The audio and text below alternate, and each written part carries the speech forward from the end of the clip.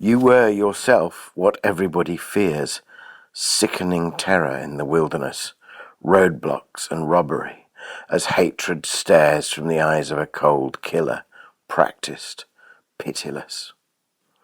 And then you met your match, outdone, undone by one whose wounds pierced deeper yet than yours, one victim's agony met you alone to touch and parse a gospel in your scars and turn you to what everybody needs, all understanding, all forgiving grace, a radical humility that bears and feeds the needy, lets them blossom in the place where love has planted them. Your martyr's blood still seeds and feeds and nurtures us for good.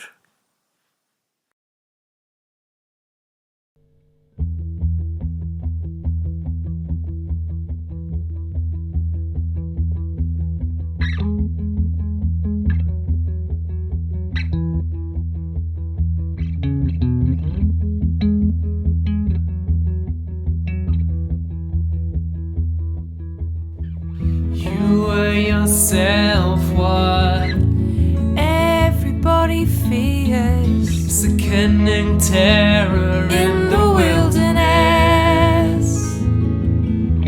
roadblocks and robbery, as hatred stares from the eyes of a cold killer, practiced and pitiless.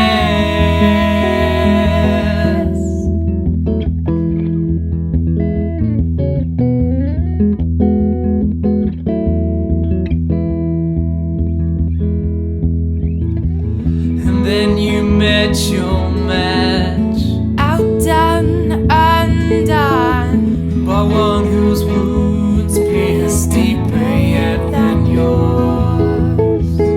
One victim's agony met you alone to touch and pause a gospel in your scars.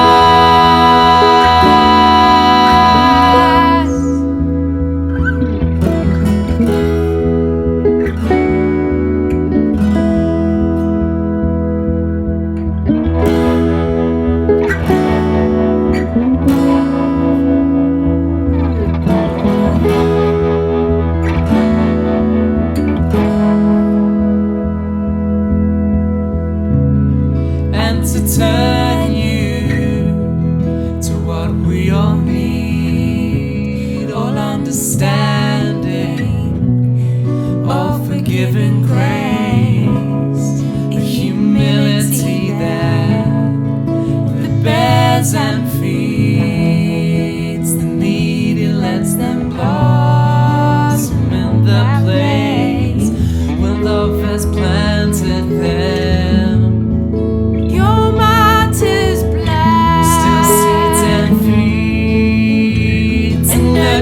Us for good, your love has planted them.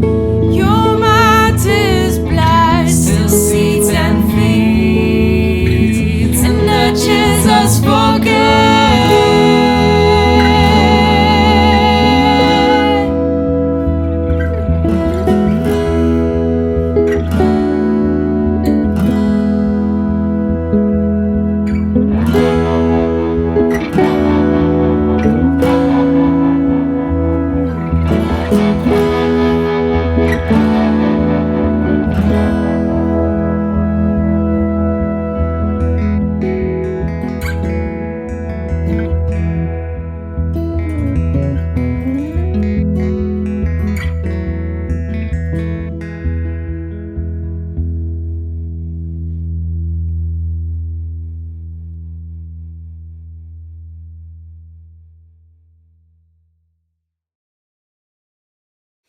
Abba Moses the Black lived from 330 to 405 AD.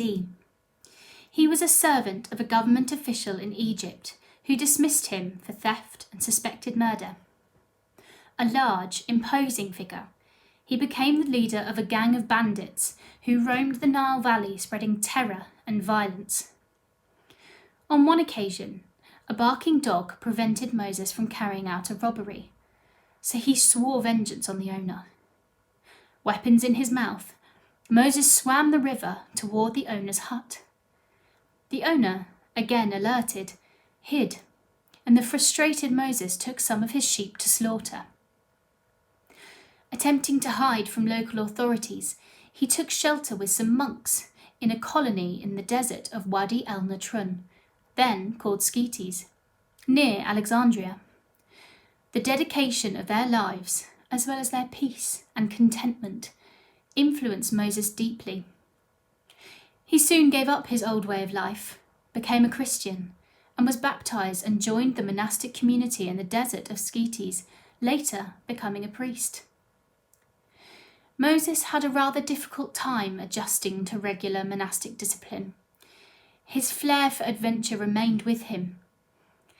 Attacked by a group of robbers in his desert cell, Moses fought back, overpowered the intruders, and dragged them to the chapel where the other monks were at prayer. He told the brothers that he did not think it Christian to hurt the robbers, and asked what he should do with them. The robbers themselves repented and joined the community as brothers afterwards. Moses was highly praised by his contemporaries. In his 5th century AD ecclesiastical history, written about 70 years after Moses' death, Hermias Sozomen sums up Moses' legacy as follows.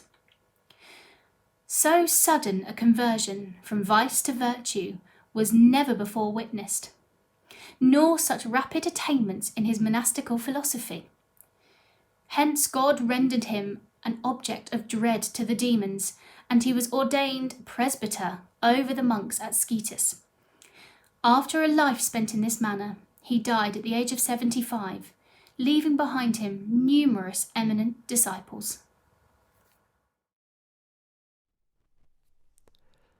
Abba Moses lived a violent life, transformed in the desert by the God who suffered violence.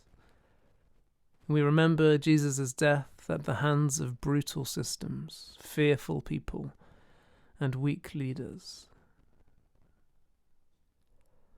In what ways can you see the violence of the cruel world mirrored in yourselves? How might you use this time to practice peace and to be transformed by the Prince of Peace?